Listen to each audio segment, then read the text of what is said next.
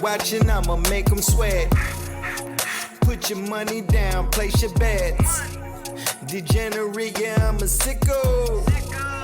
Who else gon' get you to the window? I know they watching, I'ma make them sweat.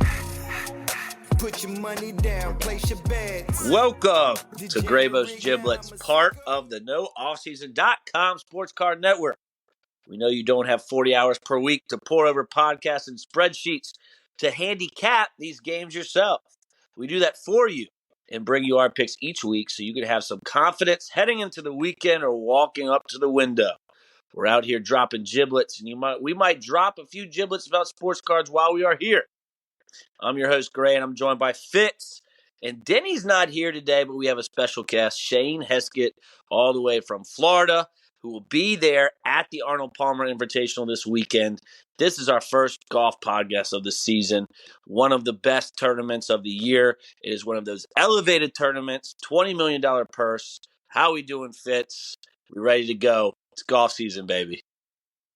I'm excited. Football is behind us. We don't need to talk about it. We're on to golf. And couldn't be more happy to have our guest with us today, boots on the ground, Shane Heskett in Orlando. How we doing, Shane? Fantastic. My nickname in high school was Boots as well, so this works out perfectly. A lot of people say the golf season doesn't start until they hit Central Florida, so I'm excited that you guys are starting off the golf season here at my home event, the API. Beautiful. Today we're going to break down everything you need to know about the Arnold Palmer Invitational as we head to Bay Hill. We'll give you some daily fantasy lineups. We're going to give you some one-and-done picks. We're going to give some best outright winners and our favorite play of the weekend, which is called We Ride It. So, a little brief course update. This is Bay Hill, Orlando, Florida, par 72, about 7,500 yards. You only have 69 golfers in this event since it's an invitational, so 50 make the cut, or you could be within 10 strokes of the lead. So technically all 69 golfers can make it. It's one of the most difficult courses and tournaments of the year. Last 5 years, it's been in the top 10 for difficulty. Last year was 10th, 2022 was 4th, in 2020 it was the most difficult. So Shane, you're the man that's there and will be there. What do we want to? What else are we going to see on this course? I know a lot of water. I know Bermuda greens. Can you go into more detail? Well, you're not going to have super small greens here, but you are going to have some of the firmest greens in the entire PGA Tour. You're going to get soft fairways. You're going to get a pretty benign start to the week. Thursday and Friday, we're going to have just a little bit of wind. I imagine that at the end of Friday, people will say, this is going to be a scoring record week. But on Saturday, the wind will start to pick up. And as we get into Sunday finish, we're really going to have some bigger gusts all the way up to 25 miles an hour. It's going to be moving. I think that they're going to probably really make the course difficult over the weekend. So I love this event, Gray. Like you said, one of the most difficult stops on tour. PGA National served up 17 under last week. Last 4 years here, 9 under winner, 5 under, 11, 4. I feel like this is a real cream rises to the top event. Yeah, and that plays into a kind of a weird golf season where a lot of winners are getting like 100 to 1. You had that Dunlap, the amateur. You had Grayson Murray taking Fitz's soul in the playoff there, where he just needed Keegan or Benny on to win, and Grayson Murray out of nowhere makes that long putt. You had the bouncer, right? Knapp come out of nowhere, win. Hideki Matsuyama was 85 to 1 at the Genesis and won. So some I know he was a big name, but wasn't playing great and had long odds. So this is where I think the stars are going to come to play. And I think someone up top is going to get a win, in my opinion. But we'll see where you guys land in that when we talk about it. I also what to look for, obviously, strokes gained off the tee. Shane mentioned it. You want to find the fairways. You will be penalized if you hit the rough, very thick rough. So finding the fairways obviously is important in any round, but really important here. Long shots in and your second shot in, 200 plus. If you want to find a statistic where guys are very good with their irons from 200 yards out, very long course. So you're looking for bombers. like guys like Rory that can hit it and find the fairway. Bogey avoidance will be key. People are going to bogey. Double bogeys are going to kill you. Bogeys might be fine, but a lot of guys, are going to take their par on these holes and move on. And experience in Florida is huge. Course history is huge. When I was reading about this, I think this course plays is like number 3 behind Augusta and Riviera as course history when I was reading. And I did not realize that. So course history is huge. Experience in Florida is huge as we get through our segments. So the first segment is going to be DFS, Daily Fantasy Sports is what that stands for. We play a lot of DraftKings over the weekend for golf. And so we're going to talk a little bit about if you're building a fantasy lineup with a salary cap, who should you play? And so we're going to get into that in a second. But you can get 10% off any purchase at graybos.co by using the promo code Strategy2023. So in this segment, we're going to break it down into 3 tiers. The chalk, which is $9,000 and above. All these golfers cost you $9,000 or above. It's a $50,000 salary cap. So this is the chalk segment. Fitz, why don't you get us started? Who are your main golfers that you're looking to target in the 9K and above range on DraftKings for your fantasy line? Yeah, as you know, I'm more of a matchup and outright better, but I do like to dabble in some DFS. So take these with a grain of salt. Gray is definitely going to be your edge guy here, but I'm going to give me Ludwig. He's just one of my favorite golfers on tour. He's at 9,500. I love his. It was at this moment he knew. He f***ed up. I just love him with all my heart. Yeah. He's good looking. Sometimes all you need is love. So, no, Ludwig, I think his game will match up well here at Bay Hill. And so I think he's going to find some success here. And then we're honestly my favorite golfer. So these are just 2 homer picks, it looks like. Homa at 9,200. He kind of just seems to lurk around here. He finishes in the top 20, it seems like, every year. He can really do it all. I think, like you said, the cream will rise to the top. I think Homa will be there at the end. So I guess with like that strategy, great, 9,200. What do you need? What do I need from Homa to be successful with a lineup with Homa in it? I actually think, like you said, he has good course history. Like really, just a top 15. I think 9K, the low 9Ks is going to be really low. I think a lot of people are going to go to Scheffler. I mean, if the guy could putt, he'd win every freaking tournament. He was 4th last year in this, and then he won it the year before. It met really expensive, but I think people are going to go after him and Rory up top because they just kill it here. So I actually think this is a good play if you want to get different. Those are 2 guys that I think are going to be low owned. Guys like JT Morikawa, Burns, Homa, Ludwig, those guys, I think you take two of them, maybe 3. You could play 3 of them and go low, like 6K guys, and be really different. And these are guys with all winning potential. So I really just think you need like a top 15 from Homa, and that's going to get you above the field, to be honest. So I don't hate those picks at all. I'm because I'm going up top.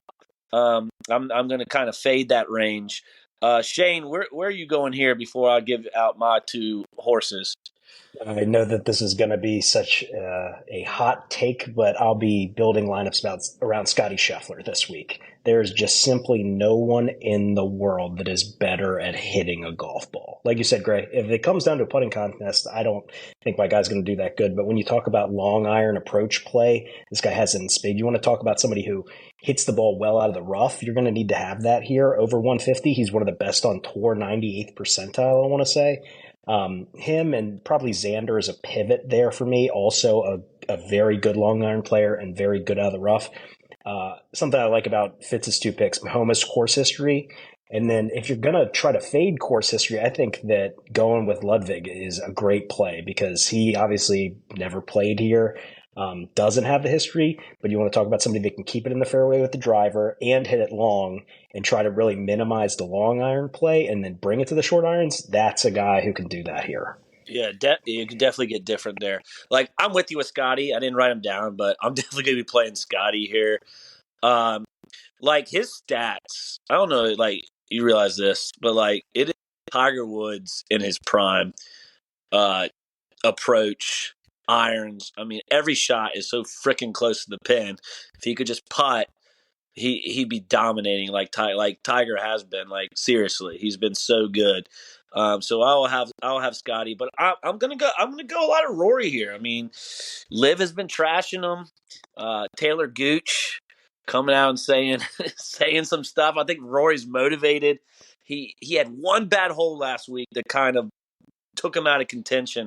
So I think he's gonna bounce back this week. His course history, he's a horse for the course.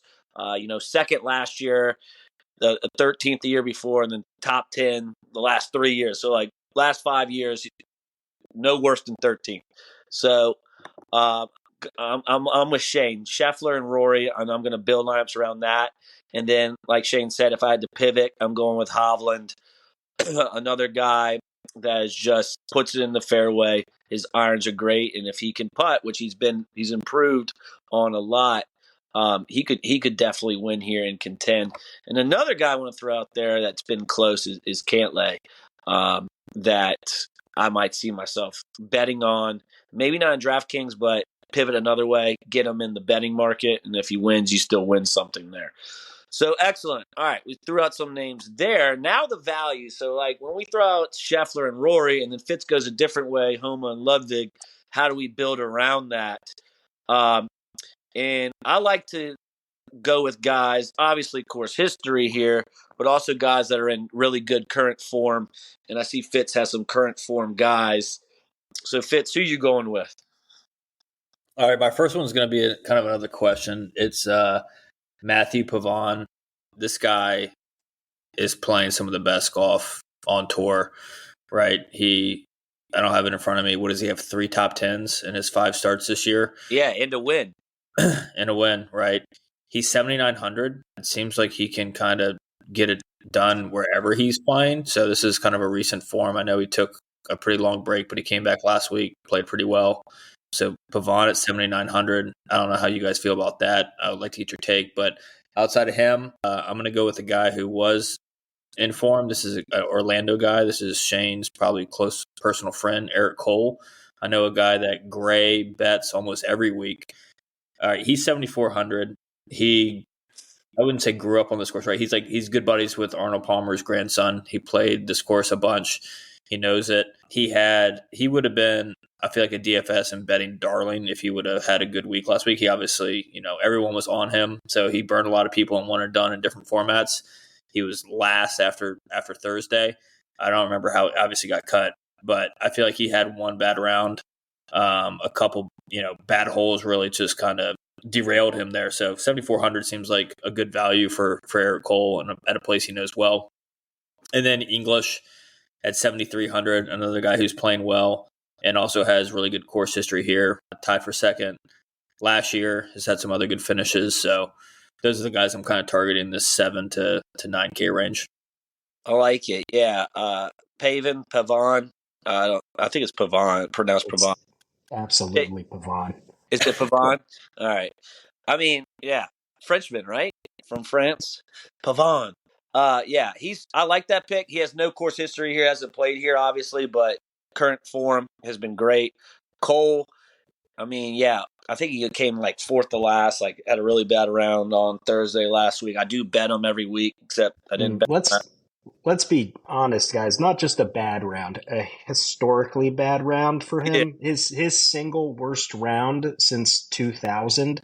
So let's, I don't think the form for him is looking great after that one.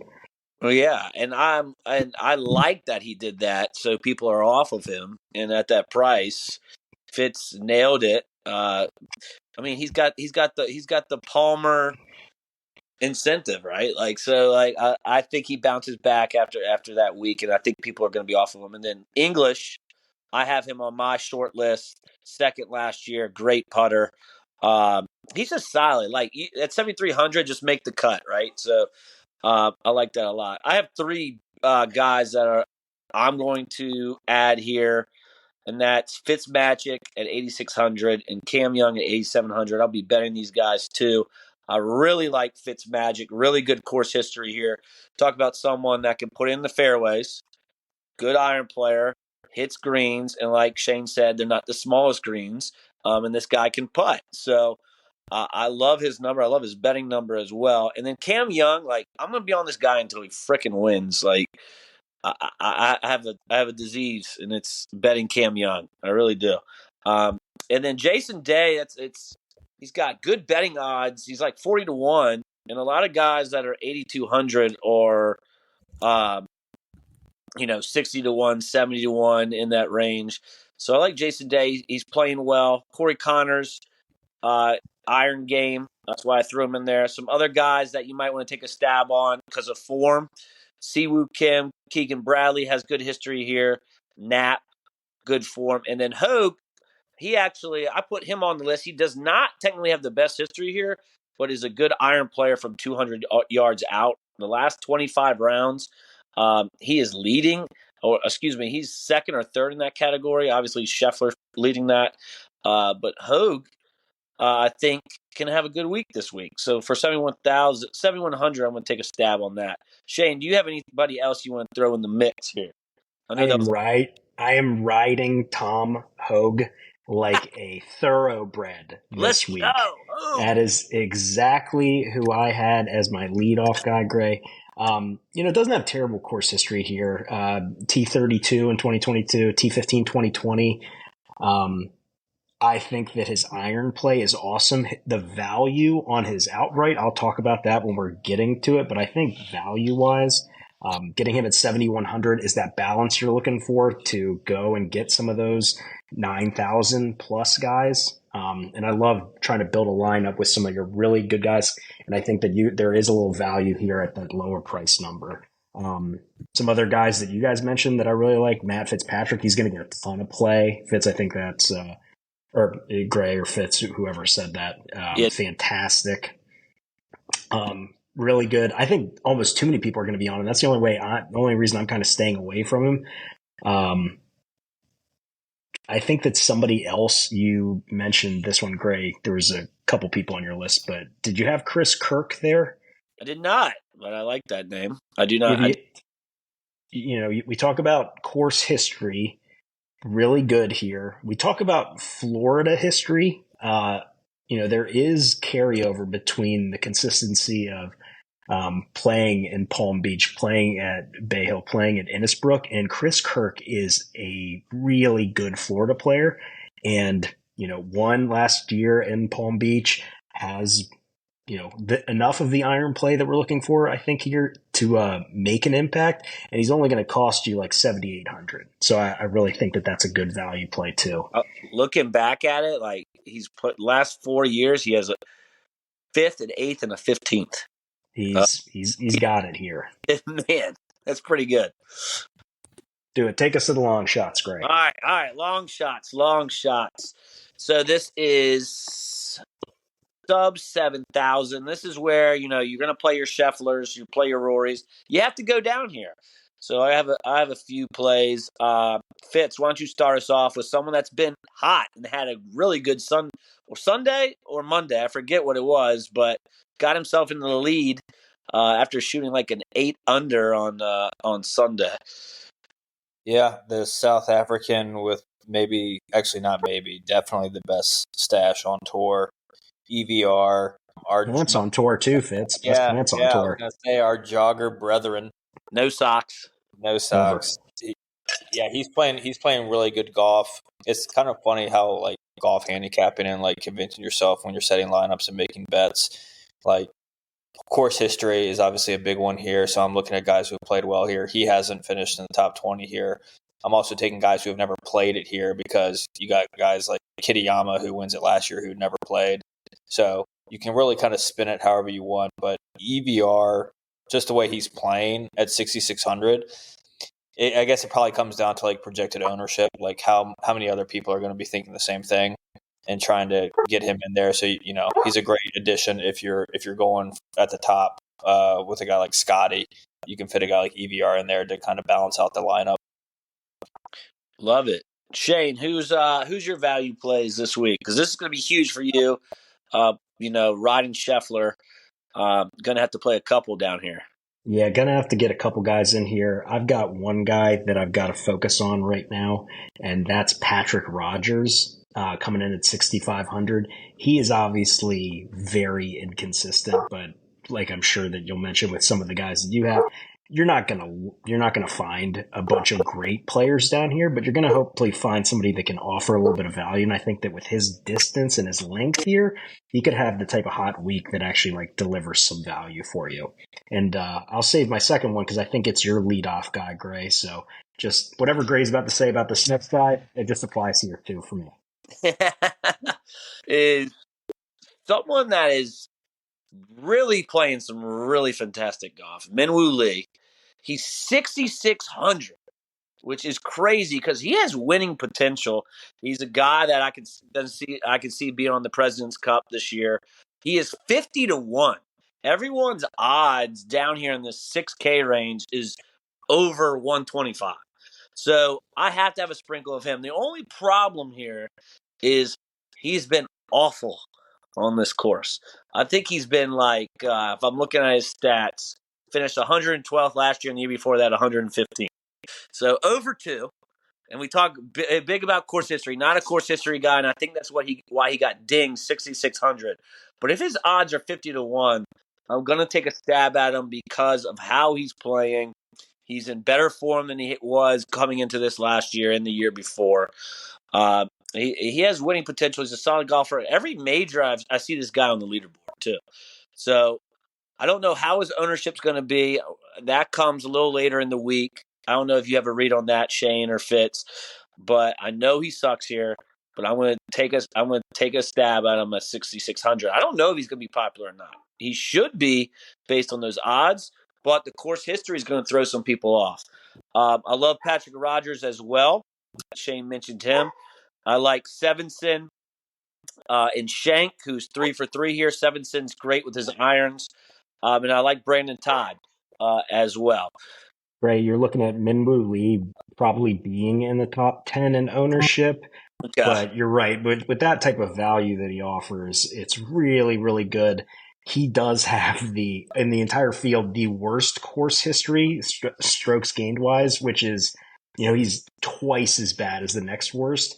But it's real. It's like truly horrible stuff, but it's only 2 years. So You're hoping that his current form is going to outweigh that. I think the thing that was surprising me, I'm not going to have him in too many lineups, just because of the value is, you see all these videos of him hitting these like awesome stingers and like drive the ball really well. His iron play actually leaves a lot to be desired, and that's something that I'm a little bit fearful here for. But you had a lot of other guys that I liked here that I didn't go into too much detail. Svensson and Shank specifically are very high on my board too. Awesome. Well, that got me to drop some of him off my lineups with the the irons you were talking about, because you have to have good irons here 200 yards out. So I'm going to probably take him down a little bit, but I will play him in a few lineups for sure with these Scotty Scheffler and Rory lineups.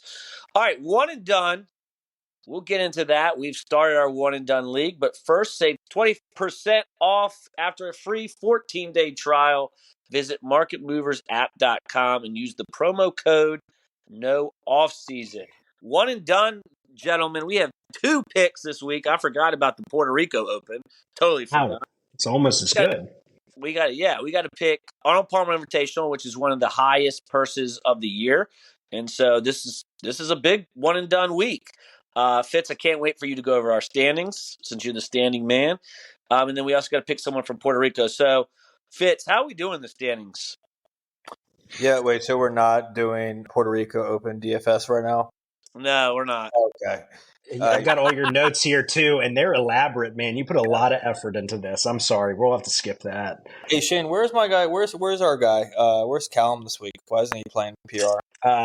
Invitational, so you got to be one of the top 69 guys. But I will mention that Callum got an invite to the Seminole Pro member, which is almost as prestigious an event as this. So is he's not playing in the Radford Invitational? He is a standing invite to that consistently, but when you're on the PGA Tour, you tend to pass up those opportunities and go play in places like. Did y'all do like a fraternity golf tournament? Get him invited? Did y'all do anything like that? Again, standing invite for him, definitely. But Callum, I know you're a listener to the pod. We'd love to have you to the Jeff Kennord Memorial Tournament that's coming up in this June. So DM me for details. Yeah. I love it. That is the weekend after the U.S. Open, so we should be able to get him. It's a Monday, so he can just fly in from Pinehurst. I don't know how he'll check his trophy in a carry-on. I guess something like that. That could be the only awkward thing. We know Fitz will be betting him.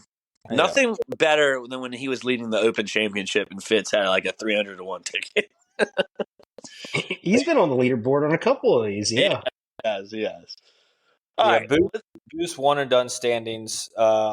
Gray, he's leading the charge between us three. He's in 33rd. Shane's respectively not too far behind in 41st. And then I'll scroll down and I am 124th. How many positions are there, Fitz? There's 138 people competing in this, so we're off to a tough start. But which will probably lead to my pick, so I'll get into it. It's a guy that you guys have both referenced already. He's the odds-on favorite to win it. He's won here before. He finished fourth. Was it last year he finished fourth? We'll have to know the name of the player first, and then we'll be able to tell get you. To it. I'm giving him the introduction he deserves here. He basically leads every statistical category that matters, and I couldn't be more desperate for some money. So early in the season, Fitz is already desperate.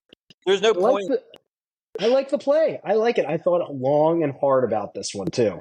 There's no point in me saving Scotty Scheffler for the FedEx playoffs if I'm in 124th place. So I just got to make up ground here and hope some other guys can have better seasons and I have some other options near the end. So give me Scotty Scheffler. And to be honest, like the FedEx playoffs is not worth as much anymore that we've moved this money system. Like this tournament is one of the biggest. This is just as big as a major. So correct. So Scheffler for the API. Why don't you give your Puerto Rico as well? Yeah, so my guy Berger burned me last week. Of course, he's playing in this. He'll be very popular, and I'm sure he'll be right back in it. My other guy, top 5 for sure, easily. No doubt about it. I'm going to bet him so I don't get burned too bad. Nice. And then Brandon Wu was the other guy I really wanted. I've already used him as well somehow. So I am just real down.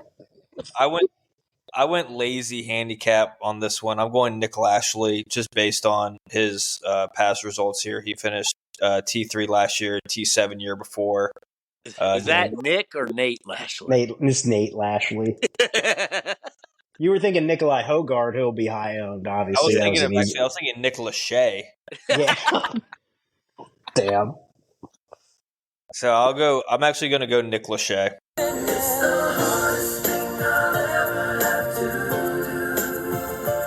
Yeah, okay.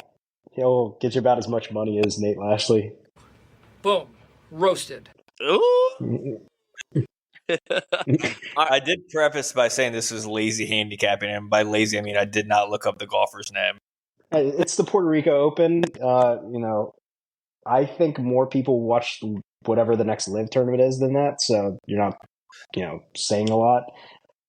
I love the Scotty Scheffler pick, Fitz. I think that if you wait to jump on Scotty once he has really won a couple events, then you're going to be in high ownership and you might get burned real bad. But if you're buying stock early in the season on Scotty at this point and probably going where not a lot of people are going, and I think it's a really good opportunity to get a big money win where a lot of people won't play him. So I respect it. I thought very hard about that same play. Thank you. I needed that validation. All right, Shane, who are you going with for the API and Puerto Rico? So this is a guy that I don't think we've mentioned too much about, but I'll be playing Colin Morikawa this week. Ooh. I can't say the word irons enough on this podcast. If you guys wanted to guess if Colin Morikawa is still a good iron player, he is indeed. All the lengths we're looking for, the 150 to 200, the over 200, really, really good. My only fear is he's not great out of the rough, but I just think that his iron play and the fact that he hasn't won anything since the Zozo, I want to say, but that was like only 6 months ago. He's kind of like forgotten at this point. I don't think he'll be owned that highly in a one and done pool. Looking at some of the other handicapping like websites and everything, he's not getting a ton of play, so I like him as like another pivot guy here. Yeah, for sure. I think like Fitz said, there's 138 people in our one and done league. I think he might be picked 4 times. It's not going to be a lot. I think you're going to see a lot of Matt Fitzpatrick this week. I think you're going to see a lot of people playing like these mid-tier guys, but this is a really expensive tournament, and you want to shoot your big guns off, I think. For sure. I don't think he's going to be popular at all. I mean, we didn't mention him once. Missed the cut here last year, I think. Yes, he did. But then he was 9th the year before. So, like, definitely has that pop. If he could, so I think the big thing for him is if he can drive the ball well, because if he keeps in the fairways, his irons are fantastic. But like you said, if he's not driving the ball well, not very good out of the rough. So interesting play there. I was not expecting a Morikawa play, but I like it. You're going different. I think Fitz mentioned his recent history is looking pretty good too, right? Yeah, he's played 4 times in 2024. A T5 at Century, did get cut at the Farmers, T14 at Pebble, T19 at Genesis. So Genesis and Pebble are not easy. So I think Genesis is a good comparison for this. Gray, you mentioned like course history, Genesis, Augusta, Memorial, these, TPC Scottsdale, these are the ones where course history matters a lot, and he's played those ones and he fares pretty good. I like that a lot. All right, who are you riding for Puerto Rico? Is it Berger? Are we both going Berger? No, I am going to go in a different direction. I think I don't want to say that he's a favorite of the pod, but I think I've heard his name mentioned a couple times. I will be going with Bobby McIntyre. Our Scottish lefty is going to get a little play for me here. He's not too high up on the odds list, but it's the Puerto Rico Open, and I'm just trying to throw a dart in here. Like, I think Nikolai Højgaard is going to be owned to a major degree. You're going to have all these people playing these, top 3 or 4 guys because they don't recognize the names. I'm going to take somebody who can perform in the big moment a little bit. I would be surprised if like old Bobby Mack got his first PGA Tour win on like some alternate field event. I just think that he might do it this week. I had him in the Scottish Open. 80 to 1 or 90 to 1 or something like that. And Rory ripped his heart out. And Rory went on that incredible 3-hole. I couldn't believe it. I felt so bad. That 18th hole was one of the best holes of golf I've ever seen anybody play in my entire life. It was incredible. I was watching it. When I mean watching it in my car, I literally had my phone out and I couldn't believe it. I had to pull over. It makes me question my play, but I'm not going to use this guy anywhere else. And I just think he's the best golfer in the field by far, even though he got cut last week. So I'm going to play Berger in the Puerto Rico Open just because I'm not going to play him anywhere else. I think this is how he gets back in his routine, in the rhythm, get some momentum, and maybe can ship the Puerto Rico Open. I'm surprised he's going there, to be honest. But I do like the McIntyre play. Makes me question some things, but I'm going to ride Berger for now. Maybe I'll bet McIntyre. You said he was not crazy. His odds were pretty good for like I like that play, Gray. I think Berger is going to be pretty high owned, but in a one and done, it's not going to be the worst thing that's ever happened. Worst thing, I think, like, where else am I going to play him? In this field, it's just like take him. And then API, I'm going Rory. I'm going a horse for the course here. I think Rory is going to win this week. I think it's between him and Scotty. I think Scotty gets second, Fitz, which is a lot of money. But Rory ships it. Scotty second. It's Rory time to shut up the live people. So I'm going to go Berger and Rory, two favorites, two big favorites in this. But sometimes when you are in 33rd, you can kind of ride the chalk a little bit. Have you made every cut yet, Shane? I've made every cut. Just I haven't got that big. I haven't got that big like place yet.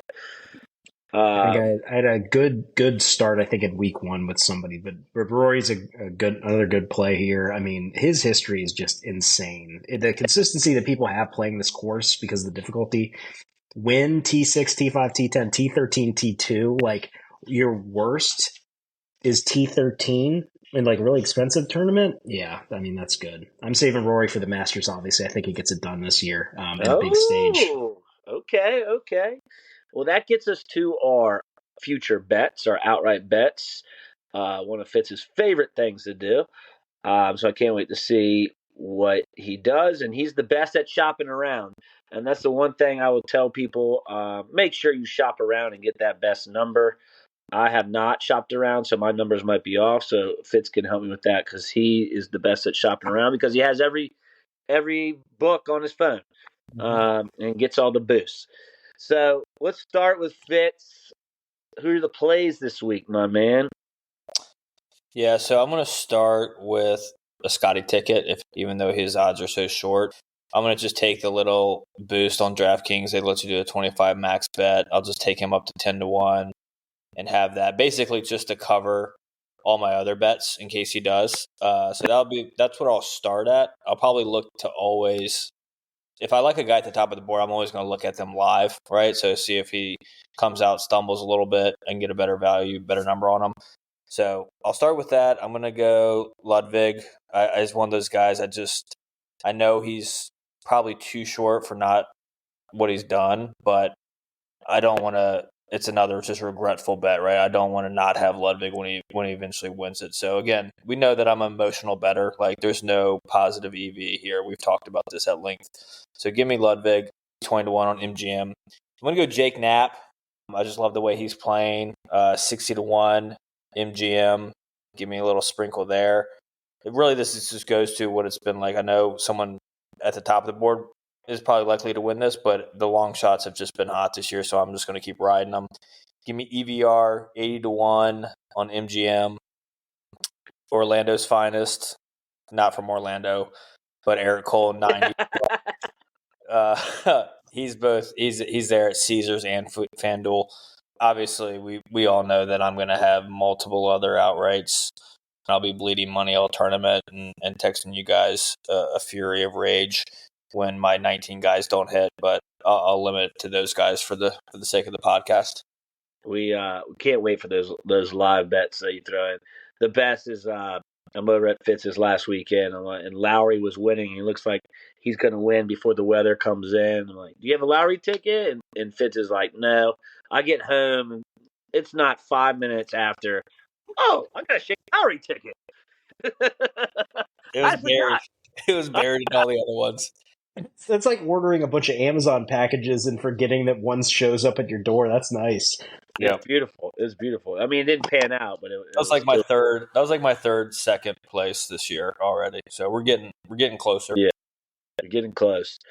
I took Matsuyama and I took Knapp. I've been hot the first two, and then I was on Ekra and then I somehow did not bet on that last week. Could have been three. Could have been three in a row. Could have been nice. But I've been hot. I was so cold last year. Gray has been hot. This is my year. Gray's the 2024 Jimbo Bailey. Yeah. Except in one and done, I have not picked a winner. All right. Shane, how many do we have here? You're more. You pick probably like one or two guys, right? Guys, I knew I was making a podcast appearance, so I really dug in. I've got 5 guys that I'm betting. I have played all of these ones. The state of Florida just recently allowed legal betting, so I'm excited to do this. That's exciting. Man, it's nice. Let's go ahead and lead off with. I just can't do Scotty Fitz. If there was a boost or something, I think that 10-1 is a great number. But my lowest guy, and I'm playing him one and done, I got to have a Colin Morikawa ticket. I got him at 18 to 1. I think that he's 20 to 1 on some books. I think that's a really good number for him. I like him a lot here. We already mentioned this other guy. I got Matt Fitzpatrick at 33 to 1. I think that those are pretty good odds here. I have my Matt Fitzpatrick pivot that is, it's just the kind of storybook thing. Tommy Fleetwood doesn't have a PGA Tour win. He could absolutely get it done here, and he's playing really good golf right now. I got him at 33 to 1, which is actually better than a lot of 28 to 1s that I saw in other places, so I'm excited about that. Then I'm going to go 2 longer odds. I got you want to talk about a guy who I keep playing because I think the talent's there, and he's going to get it done for me eventually. Tom Kim at 45 to 1. Tom Kim, I will keep betting Tom Kim into the ground. Good iron play, not a ton of course history, but I think that it's just the type of like weird week where he could potentially do it. And then I'm going to put Tom Hogue in there at 125 to 1. That's too long of odds. That's way too long. And that might be my favorite pick because you're in a limited field event with one of the best iron players on tour. Give me Tom Hogue for 125. I think that's a really long number for what he should be. I like that. Yeah, Tom Kim, a win for the breakout for sure. I mean, he has a win on tour. Two. Yeah. Two. So, is he? I haven't been watching him lately. Like, has he been in a little slump, or is he just not? Like, is he still making cuts and stuff? Is he top 20, or is he just slumping a little bit? He had actually played pretty well at the Phoenix Open. He was T17. He was T24 at the Genesis. He made the cut at Palm Beaches, but he was not even in contention. But we're less than 6 months from him winning the Shriners in the last year in October. So like his form is not that bad. Yeah, you can get him 60 to 1 right now on FanDuel. Yeah. So if you can get a 60 to 1 on him, I think that's plus value. Go get that. Shop around. Go get it. My favorite bet is Shane. You've mentioned him. My favorite bet is Fitzmagic. That's gonna be my favorite bet. You got 33 to 1. I think I missed the boat on that. I only could see 30 to 1. Where'd you get 33? That would be the MGM Casino app here. All right. So maybe I need to go. I haven't put these in yet. So maybe I'll get them at 33 to 1. Obviously, we'll try to find that. Fitzmagic's my favorite. And then we'll do Cantlay, and I'm going to boost them. DraftKings has like a plus 300 surge boost. I would love to get Cantlay to 20 to 1, but DraftKings unfortunately has them at 16 to 1. I just feel like Cantlay is going to break through here soon and get a big win. And then there's 2 guys I can't quit, kind of like Fitz. If I'm not on them and they win, I'm going to kick myself. Like JT, I know probably will not win, but at 30 to 1, like I'm still going to bet him. I'm staying on him, can't quit him. That was like that one time, like where he came off injury, and me and Fitz were texting, and it was like Justin Thomas is 60 to 1. He has no shot, but those odds were crazy. So I still like 30 to 1 for JT, and then Cam Young is playing better and better. This guy can just put together 4 freaking rounds. He's going to get a win. And 25 to 1 is totally fine with me. So those are going to be my 4 bets. I do not think anyone above, I'd say 40 to 1 is fine, but no one above 40 to 1 is going to win this tournament. It's just a lottery ticket to me. But I'm not going Scheffler or Rory either. I want to play this mid-range where guys that I know can win, that have won, that are good on tough courses, and get them at some pretty decent odds. You know who's just under 40 to 1? Who's that? Mr. Will Zalatoris. Yeah, that's too. Well, I think we missed the boat on him.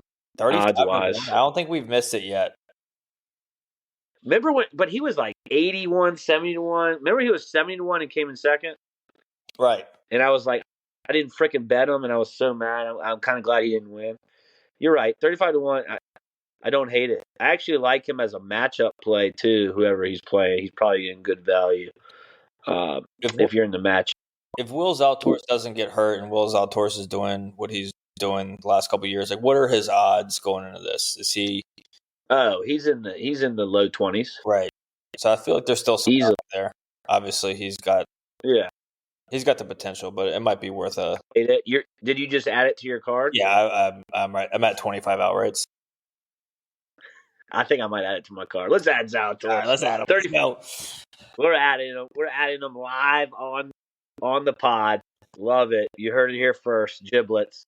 We ride it. You riding with us, yeah. We ride it. We ride it. Speaking of that, let's go to our best bet. So this could be matchups. This can be anything. I tend to do matchups in this, or tend to do like a top 10, top 20 play, something that's easier than the outright win. We don't have any updates on We Riding yet, unit-wise. Fitz usually will do that. We'll do that on our next podcast. But favorite bet of the week, this is something that is a lock that all of us should be riding because this is your lock. So, Fitz, who we riding with this week? Who we locking in? Yeah, I'm going to go back to him. Eric Cole. I just like his familiarity with the course. I think he bounces back. Top 20 plus 220. That's pretty much the number across all the books. So give me your boy Eric Cole. I wanted you to say Orlando guy. I wanted to count how many times you said Orlando guy. Orlando guy. Delray Beach native Eric Cole. Hey, that's a short 3-hour drive. Yeah, it's not far at all.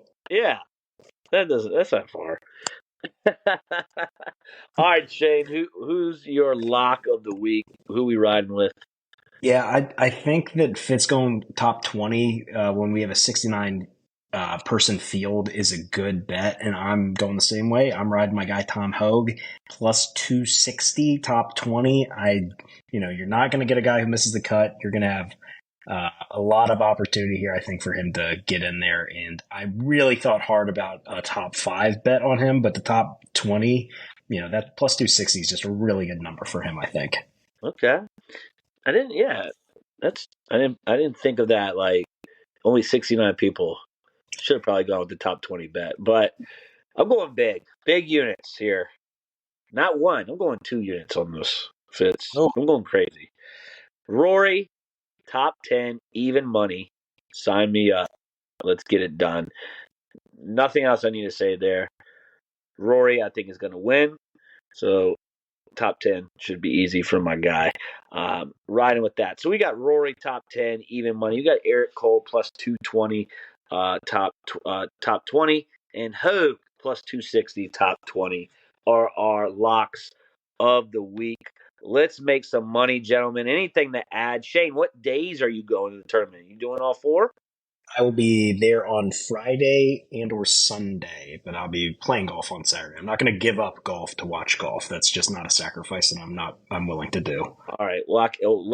Give us live updates. Who looks good on Friday so Fitz can get his live outrights in for the weekend. If you hear somebody scream on 18 in the middle of somebody's backswing, so that way Fitz wins a little money on the live outright, just know it was me. Awesome. Anything to add, Fitz, before we get out of here? No. You're tired. Newborn. Yeah. You need to get some sleep. Do we have a top newborn? I've got a sleeper pick that somebody might not say. Literally crying right now, so this is good timing. Shane, thanks for hopping on, bud. Delaney's crying because she heard that her dad's live betting another person during the pod. Delaney. She gets really emotional when I bet Nate Lashley. So Fitz woke her up with the Nick Lashley pick. Well, that's all for today. Thanks for riding with Graybos. Be sure to tune in next time to see how the squad fared. Please make sure you subscribe, and we'd be honored if you give us a follow and a review. Give us those 5 stars. We love you, people. We are out. Giblets. Good night. Sleep, I don't see sheep, see dollar signs. $100 got him beat the odds for the 100th time at a money line. Brock Purdy was irrelevant, now I'm at the front like a cutting line. G5 to the power 5, Graybo's on fire like it's summertime. I know they watching, I'ma make them sweat. Put your money down, place your bets. Degenerate, yeah, I'm a sicko. Who else gon' get you to the window? I know they watching, I'ma make them sweat. Put your money down, place your bets. Degenerate, yeah, I'm a sicko. Who else gon' get you to the window? We ride, you riding with a shit. We ride,